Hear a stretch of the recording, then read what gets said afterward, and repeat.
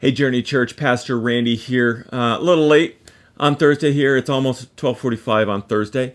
But I want to remind you, first of all, to pray tomorrow and that we will have folks here at the church at 9 a.m. If you'd like to join us to pray in person, we'll also have the Zoom set up so you can check that out and participate that way. Or if you don't have Zoom and you're staying home, aren't able to make it in person, then I want to encourage you to still pray between 9 and 10 tomorrow morning. So many needs in our community. We've had a couple of tragic deaths of young women just in this past week, and other challenges going on at the schools, not to mention all the lingering effects of COVID, even as the coronavirus numbers drop down into lower levels, which is a good thing. But just really want to encourage you to pray. And that ties into our message this week. And you see Peter in chapter 4 says the end of all things is near. And so how do we live with the end in mind? That's the topic of the message on Sunday. And Peter says, be alert, be sober-minded for the sake of the prayers, for the sake of your prayers.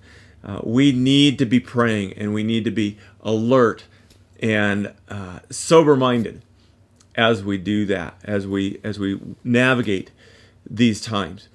And so I encourage you to join us at 10:30 on Sunday. We'll be here live on Facebook at 10:30 a.m. We are live and in person here at the Journey Church. And so however you want to join us, please do. And invite a friend. I think these are important words that God speaks to us through Peter's letter. And so join us. And we will also be sharing in communion. It's the first Sunday of the month, so we'll be sharing in the Lord's Supper. And that's an important part as we come together and worship. So I look forward to seeing you here on Sunday. And then after the service on Sunday, I know a lot of you are waiting for just this kind of a thing. We're going to stick around, and we're going to have the fire pit going, and we're just going to have some fellowship by the fire pit out on the patio. So bring a lunch or arrange for a lunch to be ready for you right around 12 o'clock. We'll dismiss out of the service, and then we'll just hang around the fire pit for a little bit and just connect at a deeper level and in ways that we don't typically during the service on Sunday mornings and haven't been able to over the last year. So I encourage you to plan on that. And even if you don't want to make it for the service, join us around noon outside around the fire pit. Bring a lunch, and we'll just enjoy each other's physical company. Hey, on Sunday, we talked about a gathering called the If Gathering for women, and we have decided not to participate in that this weekend. You can still do that if you want to. Go to ifgathering.org and check that out. But that's an online event. But we are instead going to be working with Sonora Community Church and planning a gathering for women in mid-May. Right now we're looking at, I'm not going to tell you the date because I'm slipping my mind of which one we decided on. But we're going to try and gather women from the community in mid-May for an evening and a day of Bible study and worship and encouraging one another to live out God's purpose and God's plan for your lives and how we can work together to impact our community. So women, just kind of mark off the middle couple of weekends in May, and we'll get more details to you about that.